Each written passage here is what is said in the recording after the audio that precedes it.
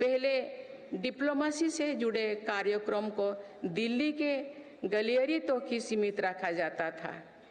मेरी सरकार ने इसमें भी जनता की सीधी भागीदारी सुनिश्चित की है।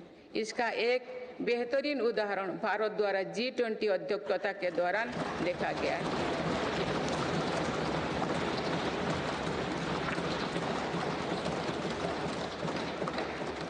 भारत ने G20 को जिस प्रकार जनता से जोड़ा, वैसा पहले कभी नहीं था। देश भर में हुए कार्यक्रम के जरिए भारत के वास्तविक सामर्थ्य से दुनिया का परिचय हुआ। जम्मू कश्मीर और नॉर्थ ईस्ट में पहली बार इतने बड़े अंतर्राष्ट्रीय कार्यक्रम हुए।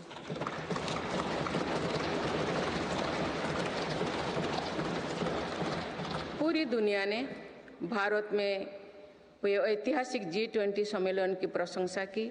ऐसे बंटे हुए माहौलों में भी एक मत से दिल्ली घोषणा पत्र जारी होना ऐतिहासिक है। वुमेन लेड डेवलपमेंट से लेकर पर्यावरण के मुद्दों पर भारत का विजन दिल्ली घोषणा पत्र की नींव बना।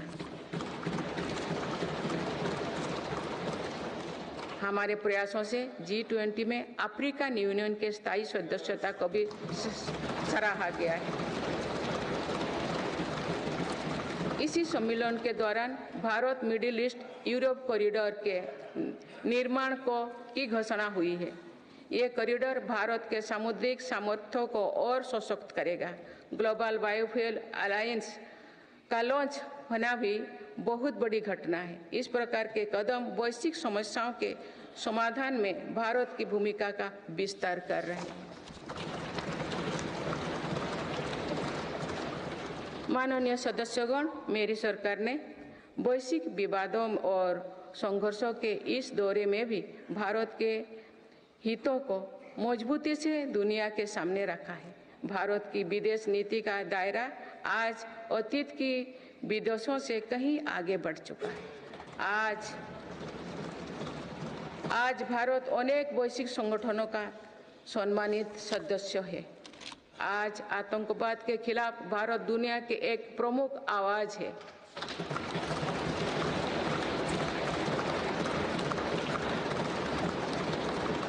भारत आज संकट में फंसी मानवता की मदद के लिए मजबूती से पहल करता है। दुनिया में कहीं भी संकट आने पर भारत वहां तेजी से पहुंचने का प्रयास करता है। मेरी सरकार ने दुनिया भर के काम कर रहे भारतीयों में नया भरोसा जगाया है।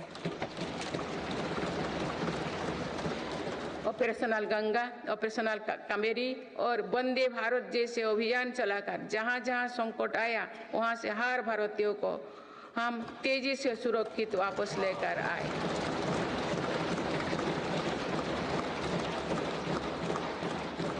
मेरी सरकार ने योग, प्राणायाम और आयुर्वेद की भारतीय परंपरा को पूरी दुनिया तक पहुंचाने के लिए निरंतर प्रयास किए।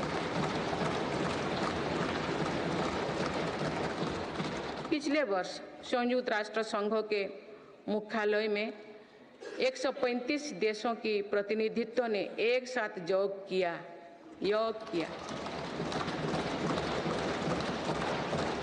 ये अपने आप में एक नया रिकॉर्ड है। मेरी सरकार ने आयुष पद्धतियों के विकास के लिए एक नया मंत्रालय बनाया है। विश्व स्वास्थ्य संगठन का पहला global centre for traditional medicine भी भारत में बन रहा है। माननीय सदस्यगण, सभ्यताओं के कालखंड में ऐसे पड़ाव आते हैं जो सदियों का भविष्य तय करते हैं। भारत के इतिहास में भी ऐसे अनेक पड़ाव आए। इस वर्ष 22 जनवरी को भी देश ऐसे